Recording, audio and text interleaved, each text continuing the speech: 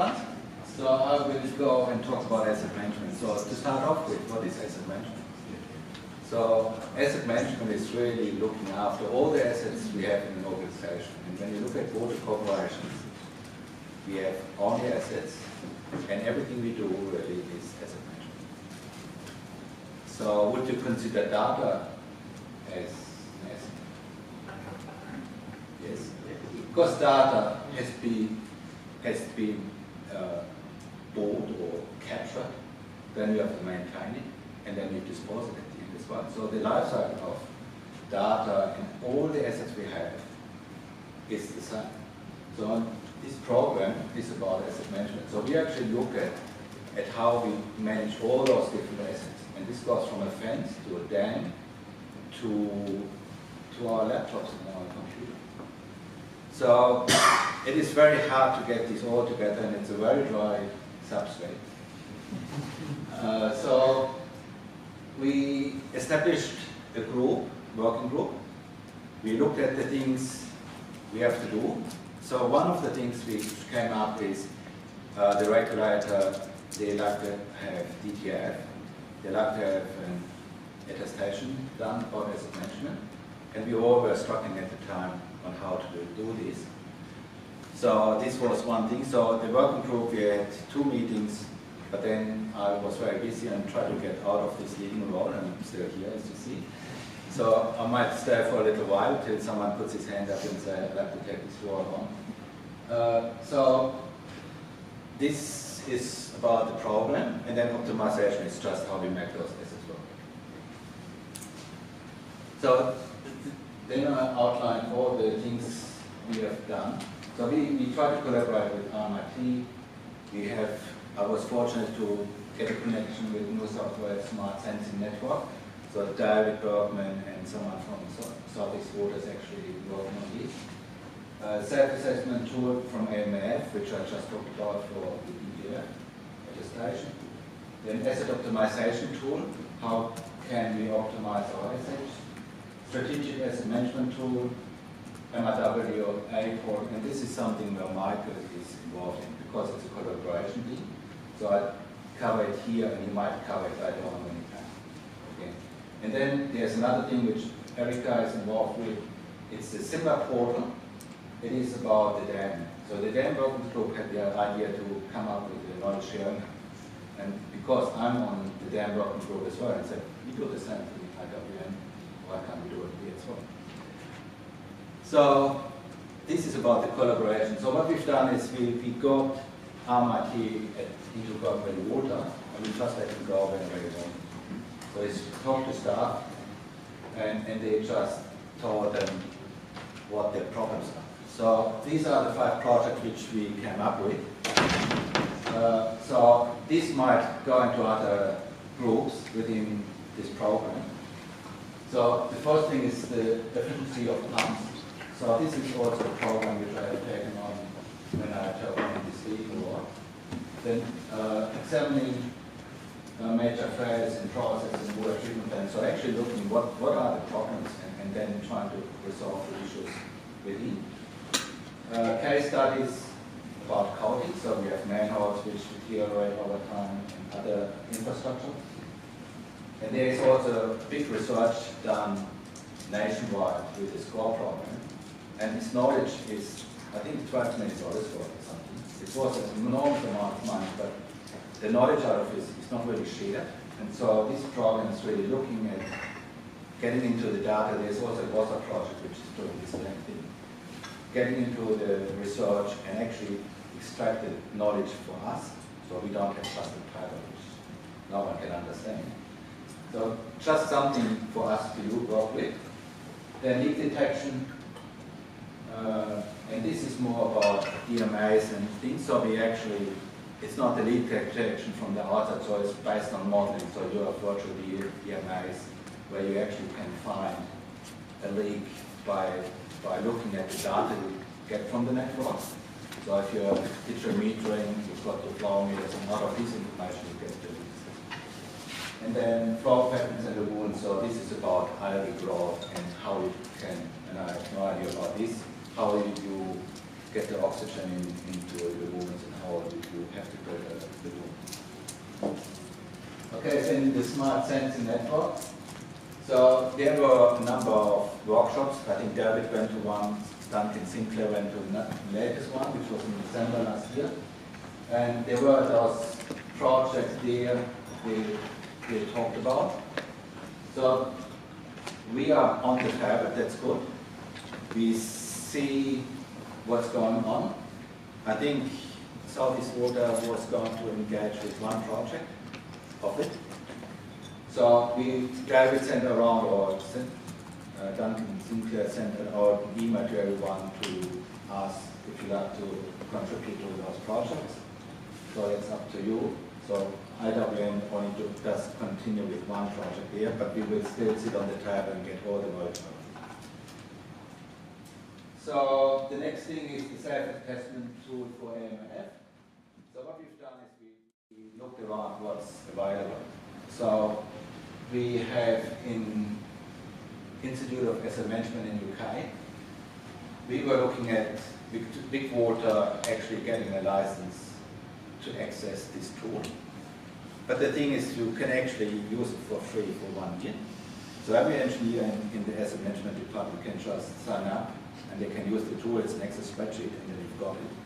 And then you can use this tool. So then the next one is Wasser and Baden Water have used the benchmarking to actually do a tool as well. So that's available by Wasser and can be used. Then Wasser itself with the benchmarking, they are changing the approach, and which is in line with the IAM framework. And then East Gippsland has a simple Excel spreadsheet, which is for the smaller water is possibly enough. And then KPMG, and they have done last time a presentation here in this room. They have a tool, an online tool where you can do your assessment yourself. And the cost for the software was not too great, but we haven't done a trial. And they never came back. I asked several times to do a trial with them, but they never came back to me to talk to them. So then the asset optimization tool. This is a project I like to run. However, I couldn't find any participants. So what it is putting all the process in a treatment plan, for example, into a block diagram. So with the block diagram, you then can look at the assets which are behind, and you look at the input and outputs, you look at the sensors which are within, you then can overlay the different failures and all those things. And you can also attach to every of those blocks your maintenance. And what the software then can do is apply the sensor data to it all and say, if this fails and this fails, what's the outcome? And then after analyzing this, you actually find that some of the sensors you put into your system are not needed. Or the software says you should have a sensor here and a sensor here. And when those two sensors go off, you should be running to your side and do something. This is because this is failing. So it actually analyzes your function of your treatment plan and helps you with placing your sensor at a spot where it is valuable to you, rather than just going, oh, measure this and measure this and collect all the data. And if this sensor goes off, people always, sometimes they just ignore them because if this alarm goes off, it's nothing happened since. So, but then all of a sudden two go off, and this is then free. It's just, so it was a low cost, and I ranked them up. They are still interested in doing a trial, so if someone really likes to do a trial on this program, it would be good. I would be interested. I would run, we can run it in Gulf Valley Water, but I'd like to see that IWN as a whole likes to support it. I'm not just doing it for Gulf Valley Water, I can do it myself, but there should be some support somehow. So the next project, which is gone up and running now, is the SIMS project, which is a program which is like a predicting the asset life of assets and rehabilitation, and looks also at the maintenance. It looks at the toll tax costs. It looks at the deterioration curve of assets. So it's pretty much like TARMS for the park network. but you can use this for all your assets. So it tries to find the sweet point between replacement and maintenance. The idea here is when you look at the participants, it's City West Water, which is the lead, and South Gippsland Water, they have not much data. So the idea is that it seems we create like a Victorian pool of data for deterioration and other information. And then South Gippsland Water can, for example, take the deterioration curves from City West and then predict what they have to do with their network. So that's what's behind this project. And this is something which came out of the flagship program, but then didn't go ahead. So the times are now that on the 6th of May is the kickoff. We already did some pre-work, and in July we will have the results. So the MRWA report, for years and years, I tried to get the MRW, I think 8 years ago, I tried to get the MRWA report into a big water, or the bigger portal for all the water. So I tried at WASA, nationwide, and I was this close to get it done, and we just scrapped it. Then I started at IWN, and I came up with this idea again, and I was successful with it. So here we go. We have, and this is, I think, in Michael's area, we have now signed the contract, we have paid the bills, and by the end of May we have, for the 9 participant water authorities, a portal where we can put our preferred equipment and then also put limitations against them. So we can say that it's only allowable up to a diameter of 300 mil and whatever condition we put on. But this is then invited to all consultants to have it. So the consultants don't have to come ask us, because there's so many products out there, we don't have to be asked what do we want to use, or we use things we don't. So this is what this is about. So in future we will have those logos here will be the different logos here for the different water authorities. Here you can select them with other 9 as well. And then you can search by product. So the next is the big water dam project, which is Erica the lead of. So it's they like to have a knowledge sharing point similar to what we have here. So they like to have those points like who are the people to contact. So if you have an issue with the dam, who do you ring? And there are only sparse people in every water activity, only few. So who are the people? What skills are they having?